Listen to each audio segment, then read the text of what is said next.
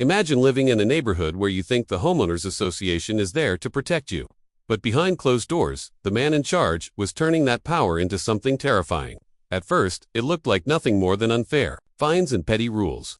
But slowly, disturbing whispers started to spread. Whispers about neighbors being threatened, about people paying fines in ways that had nothing to do with money. And when the truth finally came out, it was so dark, so corrupt, that the entire HOA had to be disbanded.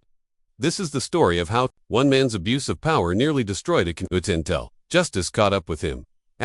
When I first moved into this neighborhood, it felt like the kind of place where nothing bad could ever happen. The lawns were perfectly trimmed, kids rode their bikes down quiet streets, and every house looked like it belonged on the cover of a magazine. It was the type of suburban dream that people worked their whole lives to achieve, and a big part of what kept it so polished was the Homeowners Association. At least, that's what we believed. Like most people, I thought an HOA was just a group of neighbors making sure the community stayed beautiful. They collected fees, enforced some rules, maybe sent a letter if your grass got too long or if your Christmas lights stayed up too far into January. I didn't question it because on the surface it seemed harmless. In fact, at first, I even appreciated it. Having a structured system gave the neighborhood an organized, safe feeling. But sometimes, when something looks too perfect, it's hiding something rotten underneath. The first red flag came in the form of fines, small, petty charges that didn't make sense. A neighbor across the street was fined for leaving his trash cans visible for one afternoon after pickup day. Another woman was fined because her fence was 2 inches taller than the regulation height. Some people shrugged it off and paid. Others argued, but their complaints always seemed to disappear into a void, and the fines stayed. I remember thinking, it was strict, maybe even unfair, but still within the bounds of what an HOA could technically do. Nobody likes getting fined, but most people just wanted to avoid trouble, so they kept quiet. And maybe that was part of the design. The more silence there was, the more power the HOA board seemed to have. And at the center of it all was the president of the HOA. On paper, he was a respectable man, well-dressed, always showing up to meetings with a calm smile and a clipboard. In his hand, he acted like he was doing a favor for the neighborhood, like he was sacrificing his time for the greater good. But I noticed something in his tone whenever he spoke. It wasn't the voice of a man serving his community, it was the voice of someone who enjoyed control. He didn't suggest rules, he dictated them. He didn't ask for cooperation, he demanded compliance. At first, it was easy to dismiss that. As personality, some people are just more controlling than others. But then, small rumors started circulating. Whispers that fines weren't always being paid with money. But some fines seemed to vanish after certain neighbors had a private meeting with the president. Most people brushed it off as gossip because it sounded too outrageous to believe. But I noticed that patterned women in the neighborhood who had complained about their fines would suddenly stop talking about it. They'd act nervous when his name came up. And more than once, I saw a few of them looking at him with the kind of fear that didn't match a simple neighborhood disagreement. The thing about living in a community like this is that everyone wants to maintain the illusion of peace. Nobody wants to believe that something sinister could be happening behind closed doors. And so, most of us ignored the signs. We went about our lives, convincing ourselves that the HOA was just strict, maybe too strict, but still legitimate. Deep down, I think a lot of us knew, we just didn't want to admit it, not until the truth became impossible to ignore. Looking back, I realized that this was the calm before the storm. The perfect lawns, the quiet streets, the polished was all a mask. And behind that mask was a man who was using his authority not to protect the neighborhood, but to prey on it. At the time, I didn't know just how bad things really were. I didn't know that what started with unreasonable fines would spiral into something far darker, something that would eventually tear the entire HOA apart. But I had already started to sense that something wasn't right. And soon, I would learn that those whispers I had overheard weren't rumors at all, they were warnings. Because the truth was about to come out. And once it did, this neighborhood would never look the same again. It started with whispers, quiet conversations at backyard barbecues, hurried exchanges in driveways, and hushed voices in the aisles of the local grocery store. At first, I didn't pay much attention. Every neighborhood has its gossip, and most of it turns out to be harmless. But the whispers in our community weren't the kind that faded away. They were the kind that clung to you, that made you look over your shoulder, wondering if the picture-perfect world you were living in was just a carefully staged lie. One of the first times I really noticed it was at a small block party. The sun was setting, kids were chasing each other through sprinklers, and the adults were clustered in groups, holding paper plates piled high with food. I walked past two women who abruptly stopped talking the moment I got close. When I laughed it off and said they could keep talking, they forced a smile and changed the subject. But I caught just enough of their last sentence to hear the words. He made me go over there. I didn't know what it meant at the time, but the tone in her voice wasn't casual. It was sharp, almost like fear disguised as frustration. Over the next few weeks, I started noticing more. A young mother down the street had been furious over a fine for leaving a stroller on her porch. She complained about it openly, saying she would fight it. But then, almost overnight, her attitude changed. The fine was gone, wiped from the books, and she refused to talk about it anymore. Whenever the HOA president's name came up, she went quiet, her eyes darting nervously before she changed the subject. It wasn't just her. Another woman, a widow who lived alone, suddenly stopped attending HOA meetings after years of never missing one. A neighbor mentioned that she'd been in tears one afternoon, sitting in her car in the driveway. But when anyone asked her what was wrong, she just said she was dealing with HOA stuff and left it at that. The pattern was hard to ignore once I started looking for it. Fines being erased without explanation. Women acting scared or nervous after private meetings with the president. And behind it all, those whispers that kept spreading. At night, I found myself thinking about it more and more. I replayed conversations. In my head, little comments I'd brushed off at the time.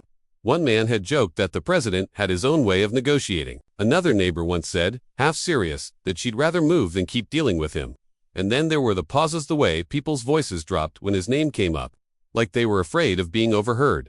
Still, it felt unreal. We were talking about a suburban neighborhood, not some crime drama. What could possibly be happening here that was bad enough to make grown adults afraid to speak? I told myself I was overthinking it, that people just didn't like him because he was strict. But the doubt kept growing, especially when I started noticing the president himself. He always carried himself with this air of authority, like he knew he was untouchable. At meetings, he'd sit back in his chair, listening to complaints with a smug smile, dismissing anyone who tried to argue. His power wasn't just in the rules, it was in the way he made people feel small, like he held all the cards.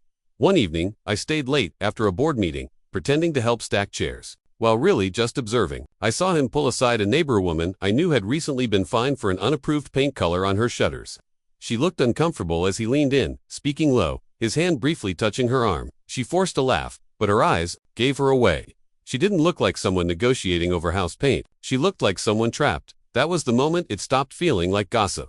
Something was happening here, something far worse than strict fines or unfair rules. The whispers weren't random, they were warnings.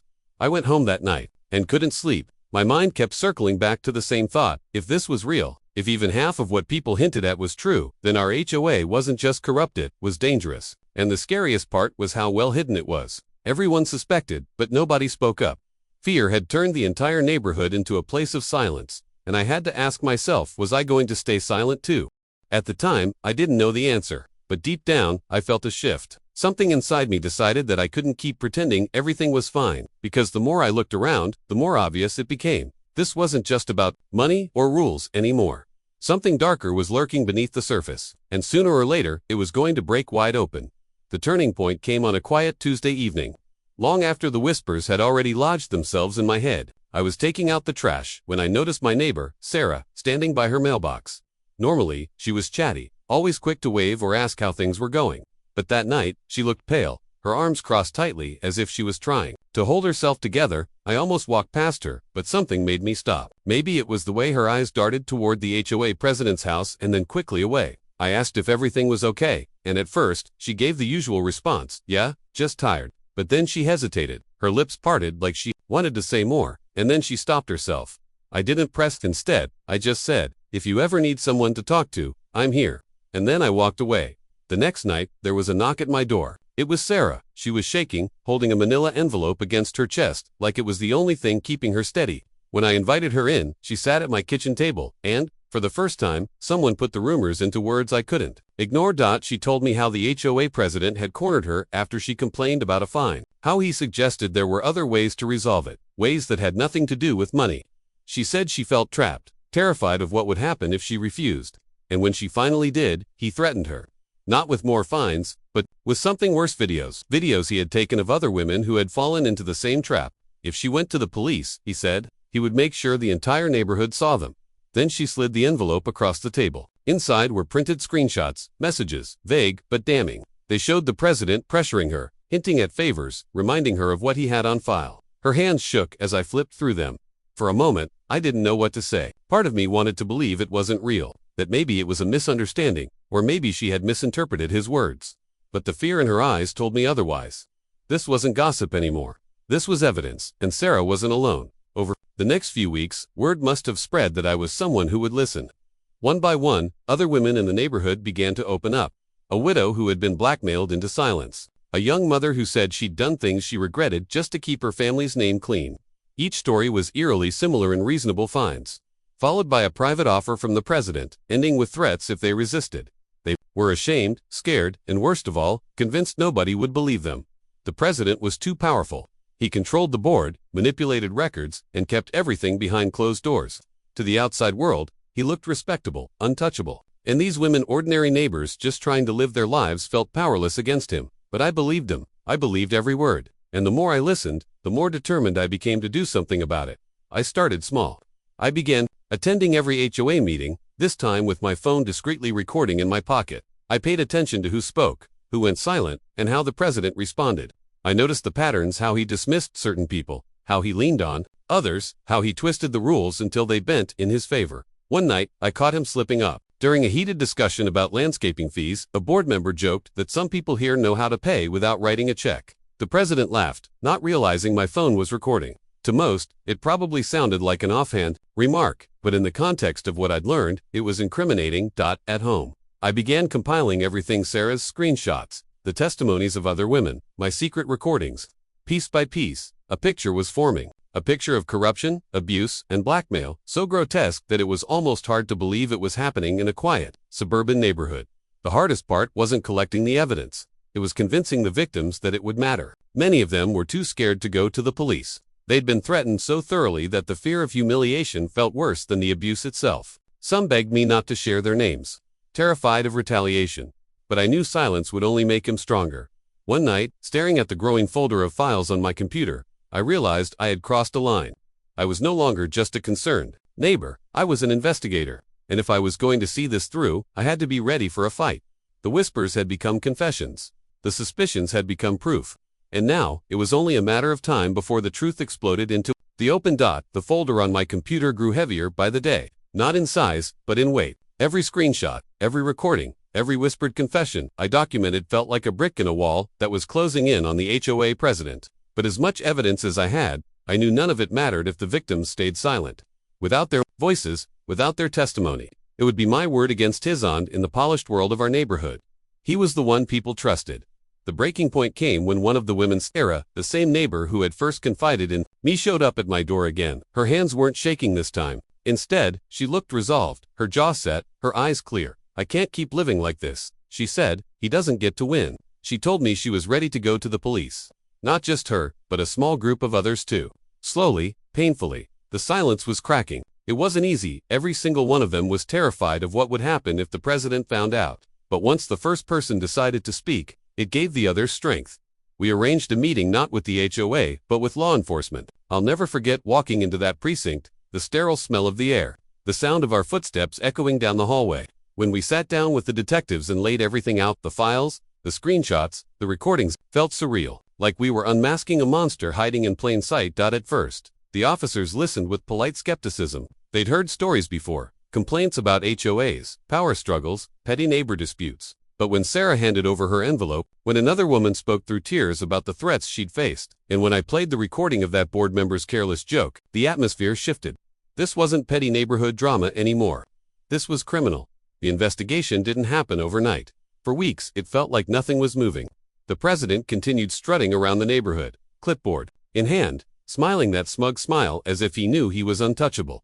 But behind the scenes, the walls were closing in.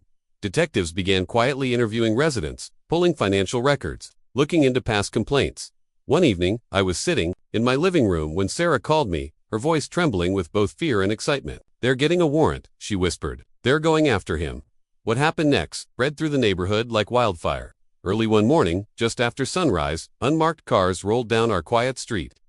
Officers got out, knocking on the president's door with the kind of authority that couldn't be ignored. Some neighbors peeked through blinds. Others stepped out onto porches in disbelief as the man who had once ruled over us with fines and threats was led away in handcuffs. For a moment, the neighborhood was silent. Nobody cheered, nobody clapped. It wasn't triumph, we felt it was shock. The mask had finally been ripped off, and underneath was something far uglier than anyone had dared to imagine.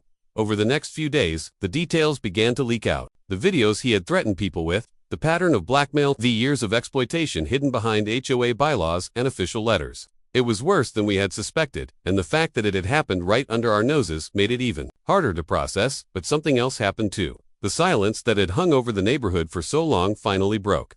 Women who had been too afraid to speak began to come forward. Neighbors who had once avoided eye contact began sharing their stories. It was as if the entire community had been holding its breath, and now, finally, we could exhale. The arrest wasn't the end, not yet. There would be trials, testimonies, and painful stories dragged into the open. But the most important thing had already happened. The fear was gone. The man who had controlled the neighborhood with threats and intimidation no longer had any power. He wasn't a president anymore. He wasn't even a neighbor. He was just another criminal waiting for justice. And as I stood outside that day, watching the last police car pull away, I realized something. It hadn't just been the victims who were trapped in his web. We all were. Every person who had stayed silent, every neighbor who had looked the other way, every one of us who had pretended the whispers were just gossip, we'd all been complicit, in some small way. But now, the silence was broken. And with it, the foundation of the HOA itself. It was crumbling. In the weeks after the arrest, our neighborhood felt like a place in limbo. The houses were the same, the lawns were still trimmed, kids still played outside, but the air had changed. It was as if the illusion we had all been living under had shattered, and now we were walking through the pieces, careful not to cut ourselves. The HOA tried to continue. At first, the remaining board members held emergency meetings, scrambling to convince the community that they could restore order, that one man's downfall didn't mean the entire system was broken. But the trust was gone. It wasn't just about the president, it was about the power structure that had allowed him to thrive. For years, he'd used the rules, the fines, and the silence of the community as weapons, and none of the board members had stopped him. Neighbors began speaking out, not just the victims, but everyone who had felt his grip. People shared stories of unfair treatment, of intimidation, of watching others suffer and feeling helpless to intervene. The more stories that came out, the clearer it became that this wasn't a case of one bad leader. It was a culture of control and fear that had infected the HOA itself. The final blow came when law enforcement released a public statement. They confirmed the charges: coercion, blackmail, and abuse of authority. They confirmed the existence of the videos, the threats, the years of manipulation. It was official now. Our HOA president wasn't just a corrupt leader. He was a criminal, and the system that had enabled him could no longer stand. Within a month, a vote was held. The community had a choice: elect a new board or disband the HOA entirely. The decision wasn't even close. People were done with the idea of handing over their power to a handful of neighbors who could twist the rules for personal gain. We voted overwhelmingly to dissolve the HOA, to take back control of our own neighborhood. When the announcement was made, it felt like a weight lifting off all of us. For the first time in years, we weren't living under fines and threats. We weren't afraid of petty notices showing up in our mailboxes. We weren't forced to follow the whims of someone who enjoyed watching us squirm. We were free. But freedom came with reflection. I remember walking down the street one evening, the sun setting behind the rows of houses, and thinking about everything we had been through. This was supposed to be the perfect neighborhood, the American dream, with picket fences and manicured lawns. And yet, underneath that perfect surface, something monstrous had been hiding. It made me realize how fragile communities can be when power is handed to the wrong person. The HOA had been created to protect us, to keep the neighborhood beautiful and safe. But with the wrong leader, it had become a tool for control, manipulation, and abuse. And the scariest part was how easily it had happened. Nobody had questioned him until it was too late. We had all let ourselves believe that silence was safer than resistance. But silence is what allowed him to grow stronger in the end. It wasn't one person who brought him down, it was all of us. Sarah, who finally found the courage to come forward. The other women, who overcame their fear and shared their stories. The neighbors who stopped whispering and started speaking openly. And maybe, in some small way, my role in listening, in gathering the truth, in refusing to look away. The trial dragged on for months, but the outcome was inevitable. The evidence was too strong, the testimonies too powerful. He was convicted, sentenced, and removed from our lives forever. When the news broke, there was no celebration, no cheers, just quiet relief. Life slowly returned to normal, but it was a different kind of normal. One built on awareness instead of blind trust. One where people looked out for each other instead of looking away. We had been broken, but in that breaking, we had rebuilt something stronger. Now, when I walk through the neighborhood, I still see the kids riding their bikes and the neatly trimmed lawns, but I also see something else: neighbors talking to each other more openly, watching out for signs of trouble, refusing to be silent when something feels wrong. The perfect illusion is gone, but maybe that's for the best, because this time, it's not perfection that keeps us safe, it's truth, and the knowledge that no matter how dark the secret, it can't survive once people decide to stand together and shine a light.